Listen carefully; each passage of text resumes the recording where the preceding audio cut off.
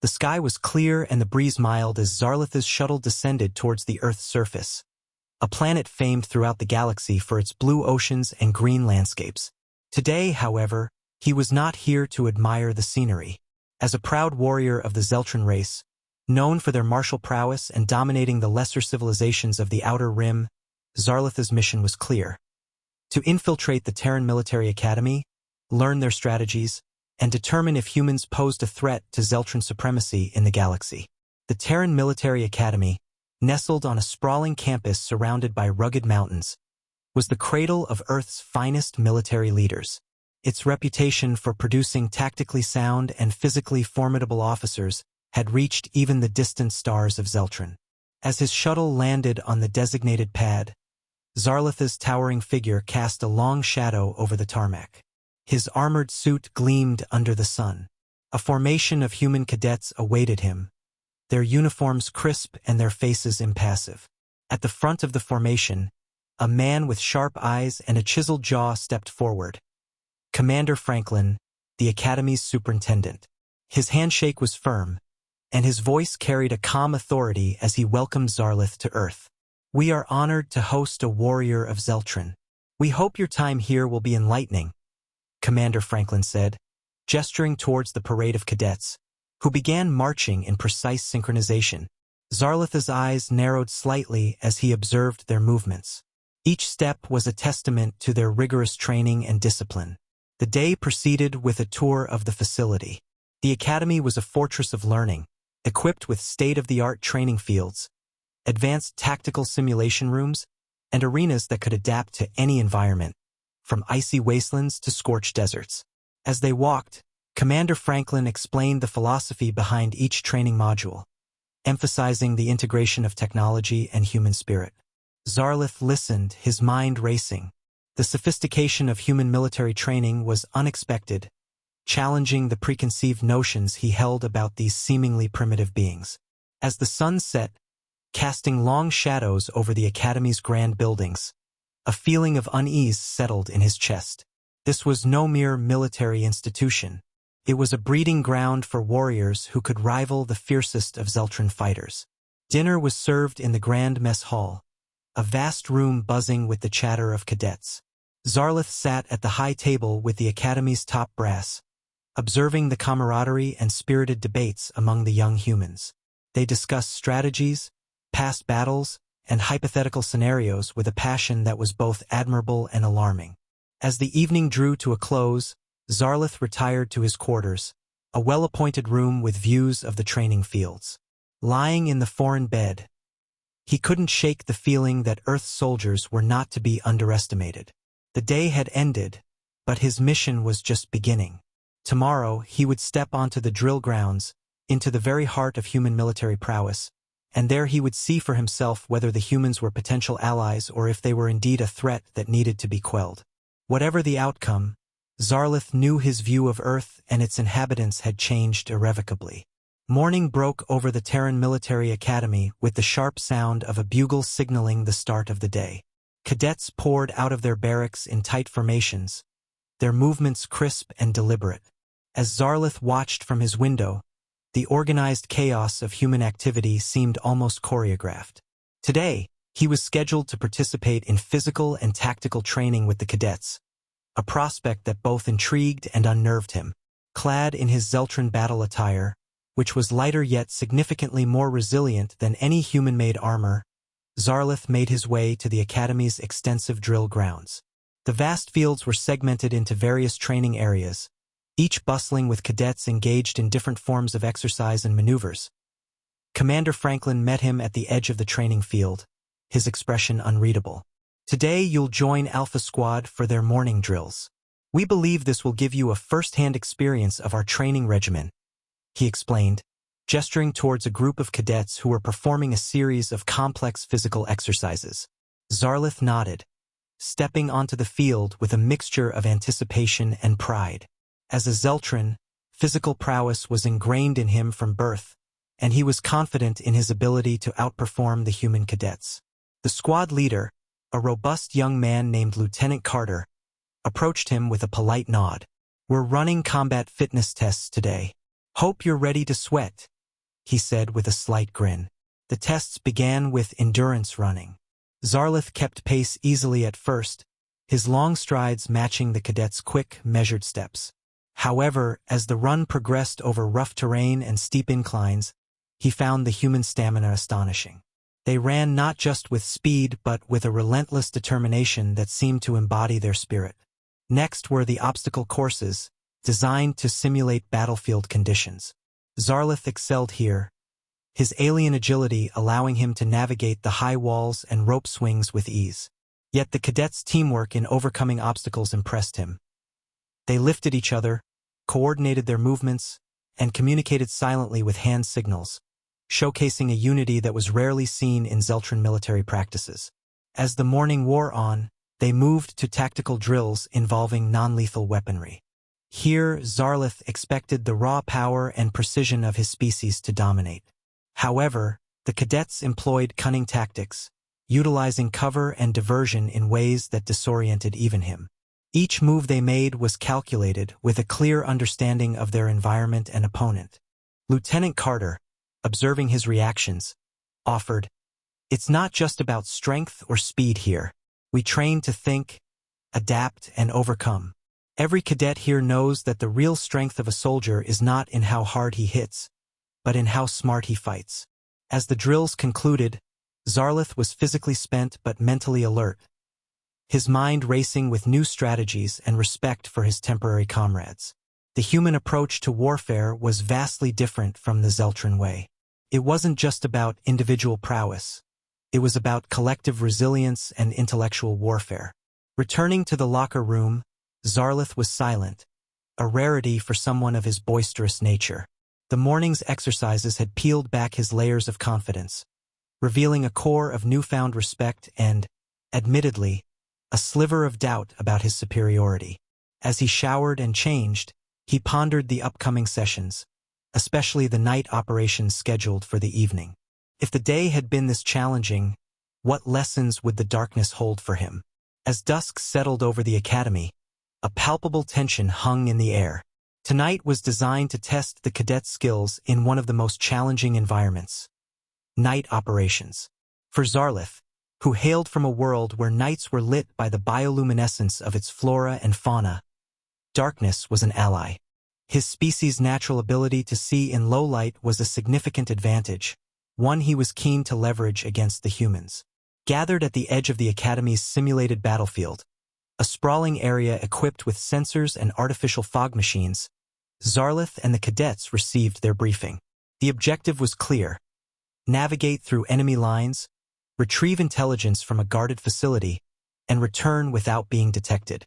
The humans were outfitted with night vision gear, a technology Zarlith viewed as unnecessary but soon recognized as a testament to human ingenuity. Lieutenant Carter paired him with 3 cadets, forming a small recon team. "Stay sharp, follow our lead, and keep communication to a whisper," Carter instructed as they moved out, their bodies' shadows blending into the darkness. The operation started smoothly. Zarlith's superior vision allowed him to spot distant guards and navigate the team away from their patrols. However, the human cadets demonstrated impressive spatial awareness, moving through the terrain with a quiet precision that matched his own. Their use of technology, from silent communication devices to thermal imaging, showcased a different aspect of warfare that Zarlith had not fully appreciated. War fought not with brute strength, but with stealth and strategy. As they approached the objective, a complication arose. The facility was more heavily guarded than anticipated, with patrols doubling back at irregular intervals. Carter signaled for a pause, and the team huddled in the shadow of a thicket.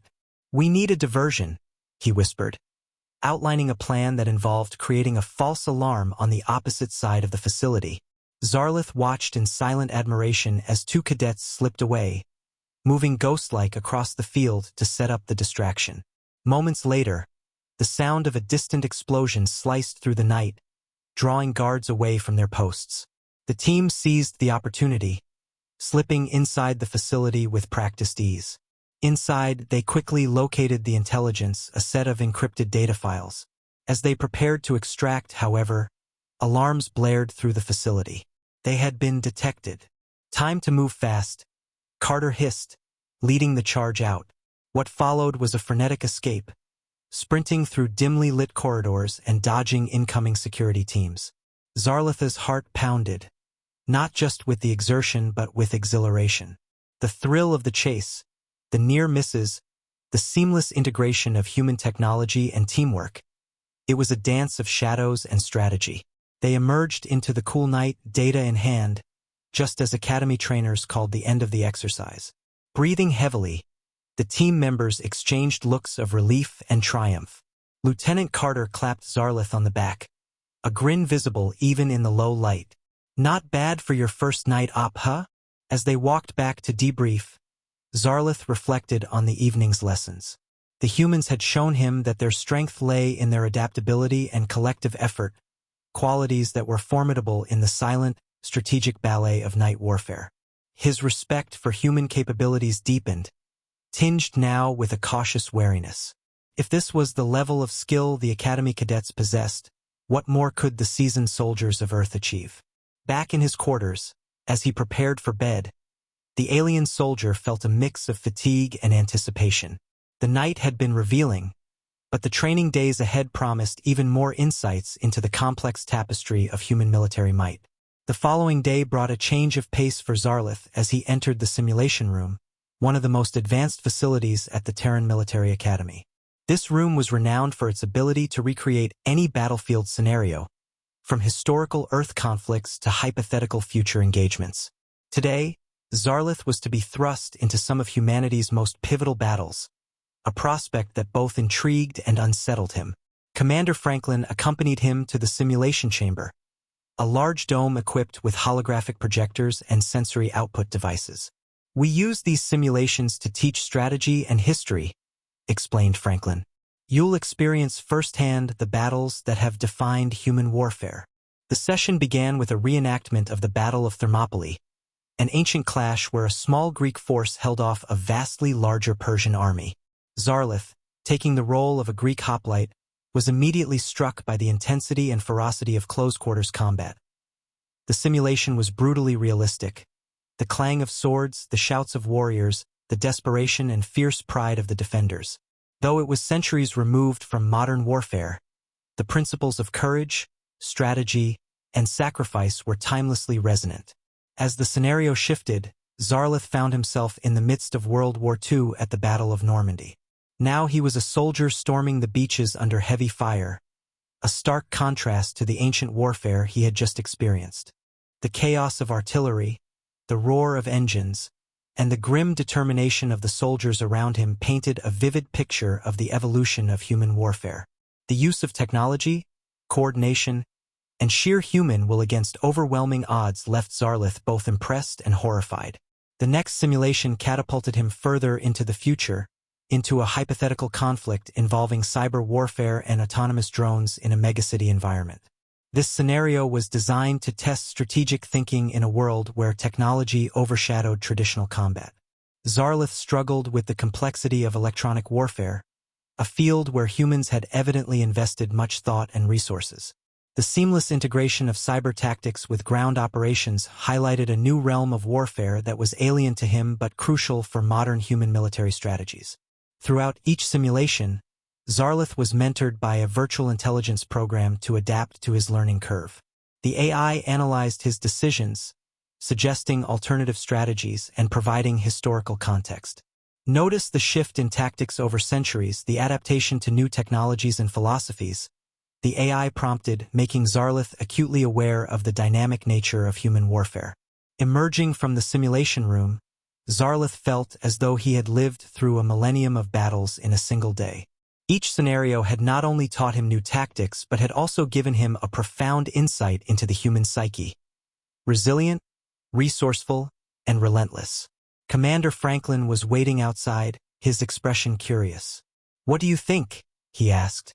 Zarlath paused, choosing his words carefully.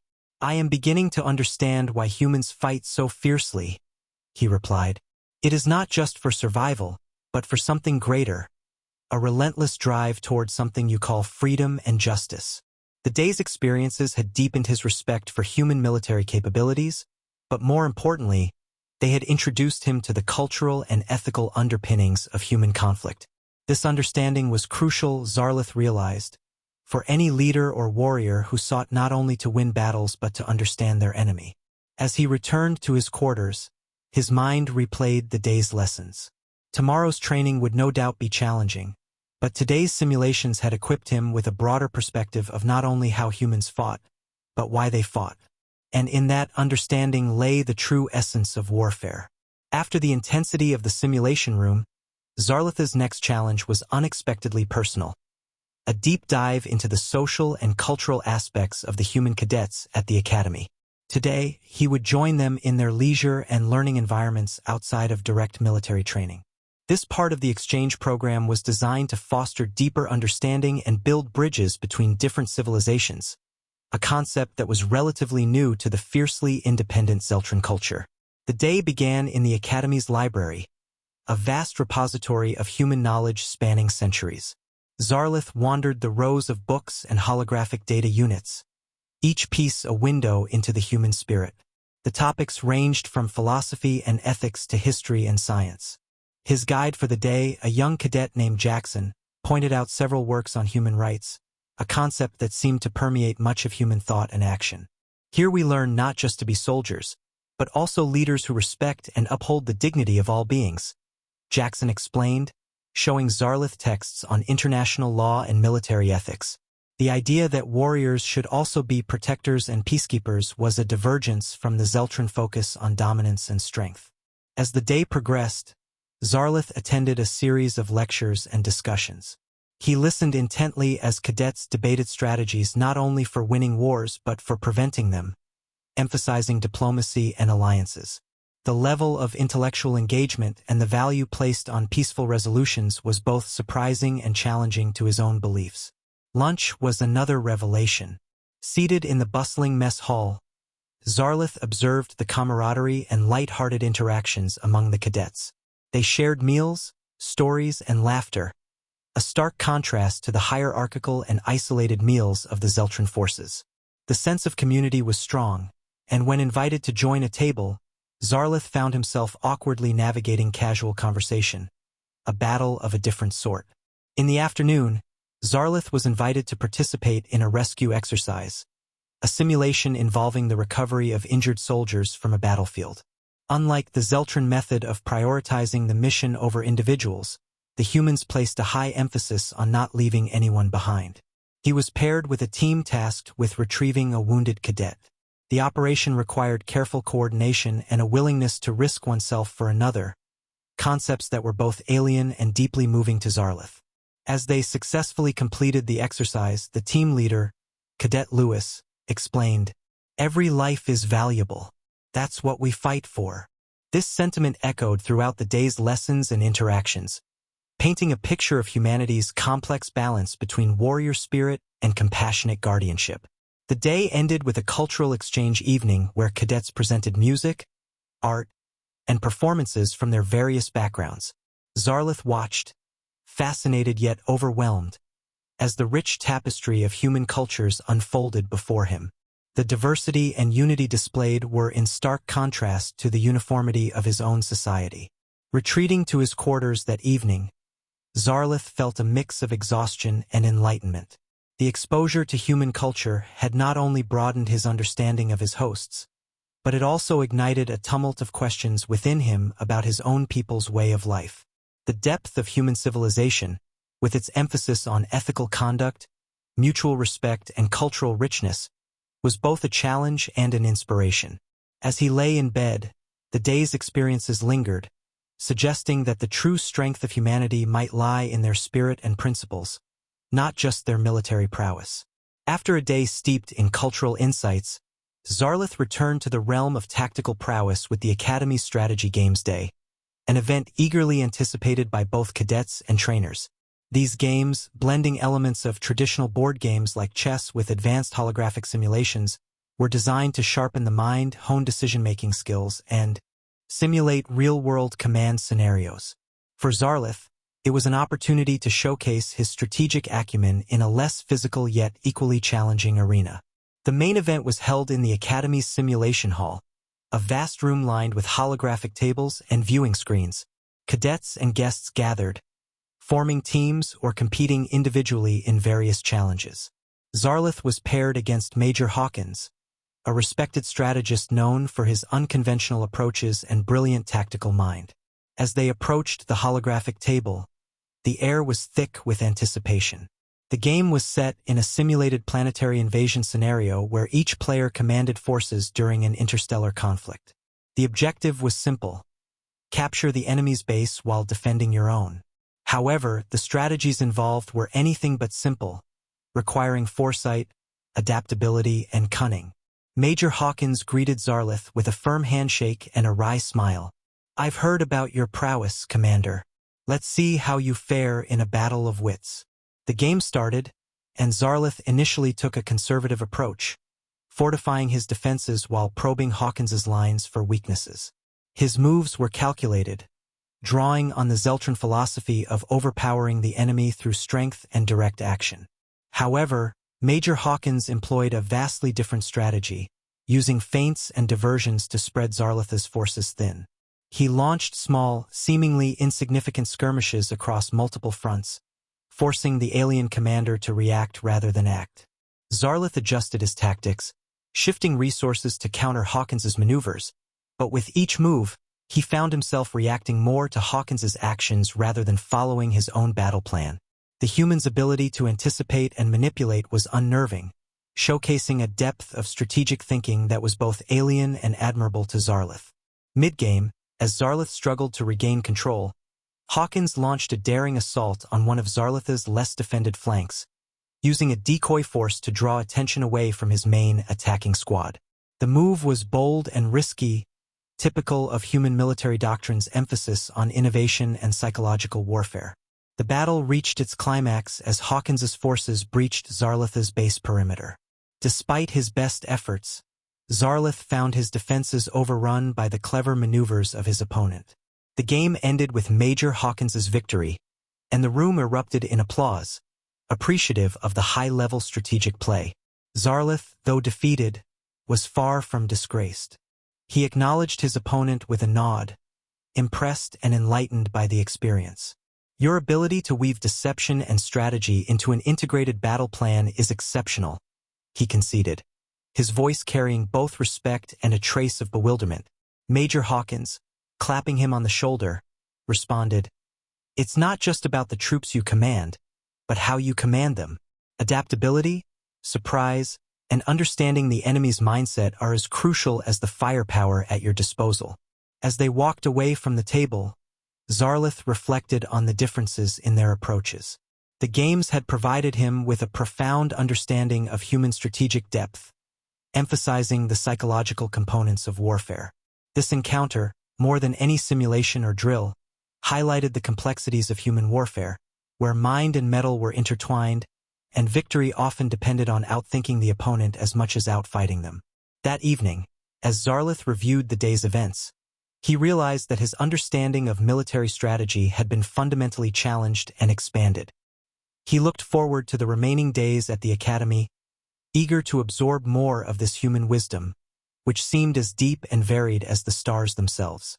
The training days had begun to wind down, and Zarlith found himself in a reflective mood as he walked alongside Major Hawkins through the quiet corridors of the academy. The simulated battles and strategy games had left him deeply contemplative about not only the capabilities of human warriors but also their underlying motivations and ethics in warfare. As they strolled, Major Hawkins initiated a candid discussion that Zarlith hadn't anticipated but realized was crucial. "I've noticed you've been quite pensive since the strategy games," Hawkins observed, his voice carrying a mixture of curiosity and understanding. "What's on your mind?" Zarlith paused, choosing his words carefully. "I am unsettled," he admitted, the stark honesty surprising even himself. "Back home, we prize strength and power above all. Our strategies are direct, often brutal. But here I see a complexity in tactics, a depth of moral consideration. It's unlike anything I've encountered." Major Hawkins nodded, seeming to expect this revelation. "It's true. We've had our share of brutal conflicts, and we've learned some hard lessons over time. our military doctrine has evolved. We've come to understand that true strength lies not just in victory, but in how we achieve it. The respect for life, even in the heat of battle, is something we hold dear. It's what we aim to pass on to every cadet here. They reached the Academy's Memorial Hall, a serene space dedicated to those who had fallen in battle. The walls were lined with names, each a solemn reminder of the cost of war. Here, Major Hawkins gestured towards the inscriptions. These names are not just a reminder of the lives lost. They're a testament to our responsibility to prevent such losses in the future whenever possible. The weight of his words struck a deep chord within Zarlith. His own culture celebrated warriors who died in battle with little thought for prevention or peace. The human perspective challenged the very foundations of what he had been taught to value. Why do humans fight? Zarlith finally asked, the question that had been burning inside him since his arrival. For many reasons, Hawkins replied, his gaze thoughtful as he looked at the names on the wall. Sometimes for survival, sometimes for what we believe in. Freedom, justice, the protection of our home and loved ones.